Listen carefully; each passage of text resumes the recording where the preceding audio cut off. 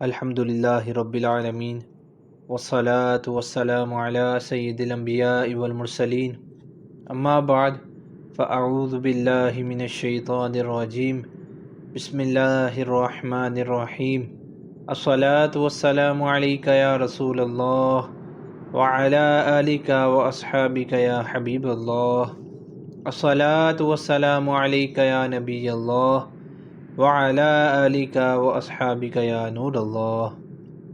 شب معراج پیارے آقا صلی اللہ تعالی علیہ وآلہ وسلم نے ایک شخص کو لیٹے دیکھا جس کا سر ایک فرشتہ بھاری پتھر سے کچل رہا ہے۔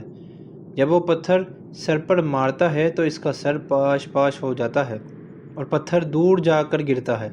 جب فرشتہ اس پتھر کو اٹھا کر واپس آتا تو اتنے میں اس کا سر پھر سے سلامت ہو جاتا ہے۔ فرشتہ پھر اس کے سر کو پتھر سے کچلتا ہے، پتھر پھر دور جا کر گرتا ہے۔ یہ عمل بار بار جاری رہتا ہے۔ پیارے آقا صلی اللہ تعالی علیہ وآلہ وسلم نے جبرائیل امین علیہ السلام سے پوچھا، یہ کون ہے جس کو اتنا شدید عذاب دیا جا رہا ہے؟ جبرائیل امین علیہ السلام نے عرض کیا، یا رسول اللہ صلی اللہ تعالی علیہ وآلہ وسلم، یہ آپ صلی اللہ تعالی علیہ وآلہ وسلم کا امتی ہے جو کہ نماز ادا نہیں کرتا تھا۔ اسی طرح حدیث مبارکہ میں ہے کہ بے نمازی کی قبر میں آگ بھڑکائی جائے گی اور قبر اس کو اس طرح دبائے گی کہ اس کی پسلیاں ٹوٹ پھوٹ کر ایک دوسرے میں داخل ہو جائیں گی۔ بے نمازی سے حساب سختی سے لیا جائے گا اور ایک گنجا سانپ اس پر مسلط کیا جائے گا۔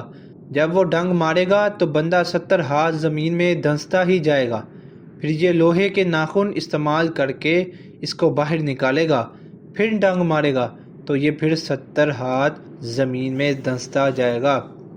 حدیث مبارکہ میں ہے ترجمہ، جس نے جان بوجھ کر نماز ترک کی اس نے کفر کیا۔